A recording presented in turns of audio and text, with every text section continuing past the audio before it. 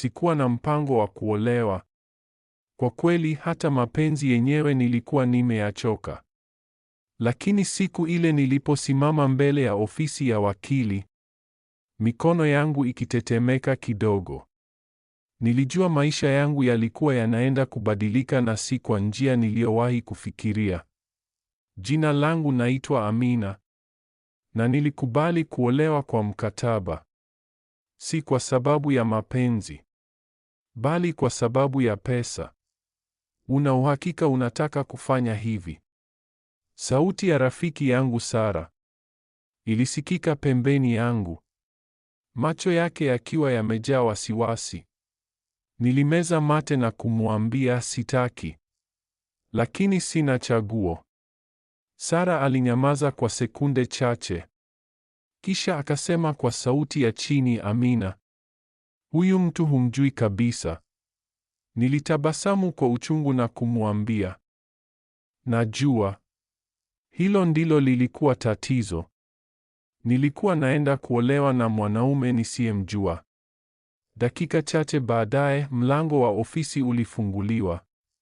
Alitoka mwanaume mrefu mwenye suti nyeusi iliyokaa vizuri mwilini, uso wake ukiwa hauna tabasamu hata kidogo. Macho yake yalikutana na yangu kwa sekunde chache. Baridi. Ndivyo nilivyoyahisi. Wewe ni Amina? Aliuliza kwa sauti tulivu lakini yenye mamlaka. Nilitingisha kichwa na kusema ndiyo. Amina, alirudia kama anajaribu kulizoea jina hilo. Mimi ni Daniel. Hakutoa mkono wa kunisalimia. Aligeuka tu na kusema, twende, tusipoteze muda. Ndani ya ofisi ya wakili, kila kitu kilionekana rasmi sana. Meza kubwa ya mbao, karatasi nyingi, na ukimya mzito uliotanda.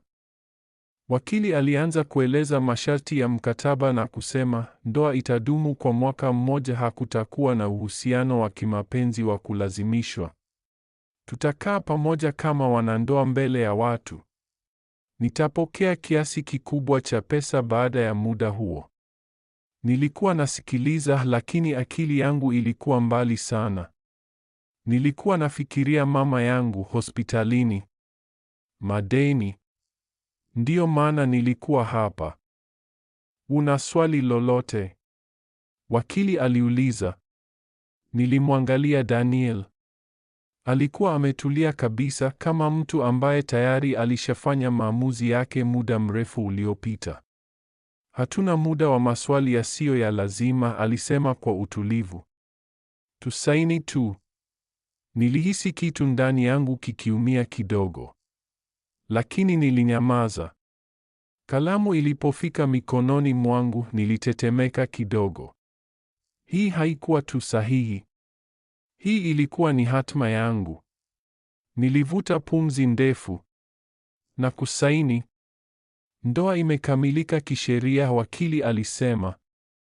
Hivyo tu. Hakukuwa na sherehe. Hakukuwa na tabasamu. Hakukuwa na mapenzi. Ilikuwa ni biashara.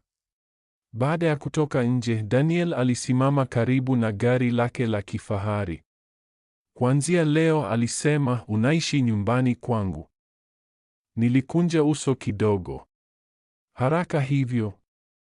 Aliniangalia kwa macho makali kidogo. Hii ni ndoa, Amina. Hata kama ni ya mkataba. Nilinyamaza.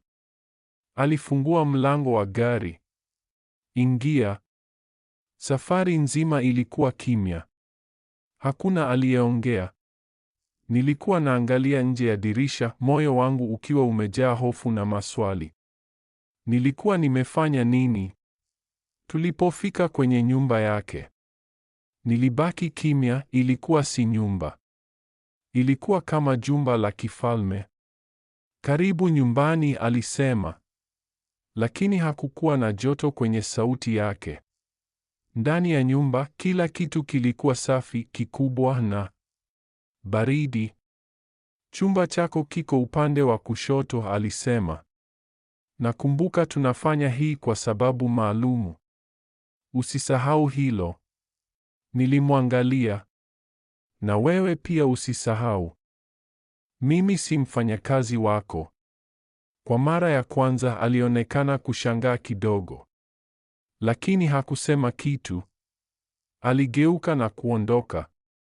Usiku huo nililala kitandani nikiwa na mawazo mengi. Mwanaume nisiyemjua. Ndoa isiyo na mapenzi. Na mwaka mmoja wa kuigiza maisha ambayo si yangu.